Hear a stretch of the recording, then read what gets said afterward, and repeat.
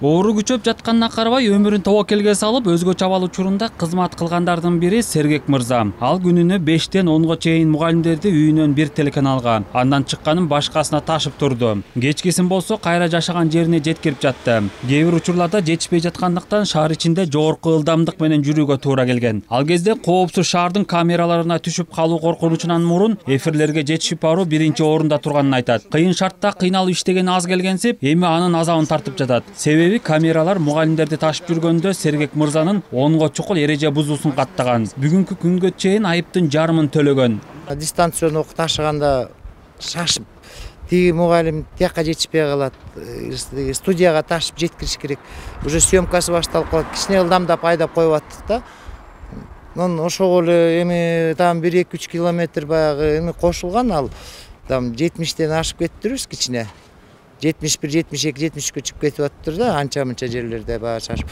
Эми ошол экилерде эле мындай ошо карантинге жардам берип аткан доштор эле караштырып коюшса болмок да, биз эми аяк жырганыбыздан иштеген жокпуз. Сергек Хачкенов эмгектенген Унаа мектебинен эле 4-5 айдоочу өзгөчө абал учурунда дарыгерлерди, мугалимдерди ташып иштешкен. Кырдаалга жараша анын баары тең эле эреже бузган. Буга чейин бери дегенде эле 30га чукул токтом келип, анын 21 000 сомдоюн төлөштү. Эми жарымы калды. Аны кутулуунун айласын издеп жатканда бүгүн почта аркылуу дагы 9 кат келди. Мен карап көрсөм ичим күйгөн себеби бул жерде болбогон незначительныйлер экен да. Мисалы жанакы биздики 70ге чейин айдаса болот. 71-72 менен бараткан ылдамдык. Анан эмнеге мындай кылдыңар десем айтат. Телевидениеге шашып баратат. Кечинде 8 болуп баратат. Комендантский час жүргөнгө болбойт. Анан шашканга туура келет экен. Анан ашып кетсе 10дон 20га чейин повышение болсо 1000 сом штраф да. Анан анча-мынча гана көбөйгөн да. Унаа мектебинин жетекчиси жеңилдик жагын карап берүү өтүнүчү менен жол кыймылынын коопсуздугун камсыз кылуу башкы башкармалыгынын мониторинг борборуна кайрылган. Маселени президенттик аппараттын өкүлдөрүнөн турган атайын жумушчу топ карап чыккан. Бирок казынанын тартыштыгын толтуруу керектигин шылтоо кылып, төлөсүн деген чечим чыгарып койгон. Бир жагынан өкүнгүн келет, анан балдарга да керек, балдар үчүн иштедик да ошонучу. Өкүнгөндө эмне кылабыз, эми жардам керек болчу.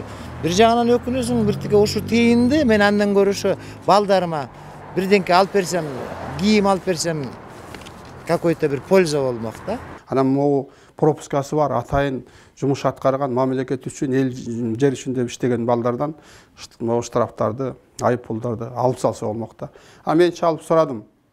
Жок, бул жерде комиссия болду. Администрация президенттен муну албайбыз деди байке. Төлөшүңүз керек дейт. Анан мына могу жерде 20 000ге жакын штраф экен.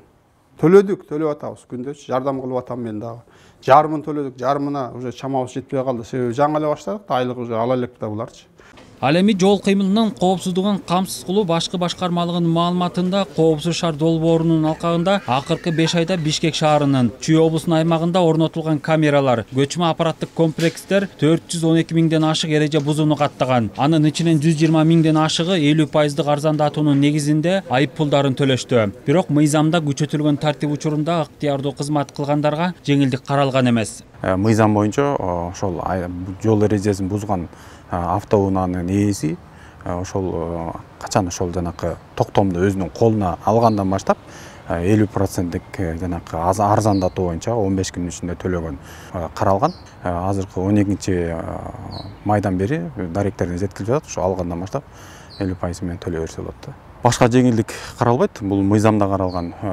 Жол эрежесин бузганга эч кимге кепилдик берилген эмес. Жол эрежесин сактоого бардык айдоочу милдеттүү да. Ири суммадагы айыптар бир эле Унаа мектебинин айдоочуларына эле эмес, өз машинеси менен жумушка барып келген дарыгер, мугалимдерге дагы чыгууда. Томдогон токтомдор колуна тийгендердин катарында аз камсыз үй бүлөлөргө көмөк көрсөтүп, азык-түлүк тараткан ыктыярчылар, кайрымдуу жарандар, ал тургай күзөттө турган укук коргоо органдарынын кызматкерлери өздөрү дагы бар. Алар карантинден кийин тапкан каражаттарынын баарын айыпка төлөп, андан кийинки жан сактоо кандай болоруна баш катырып турган чактары.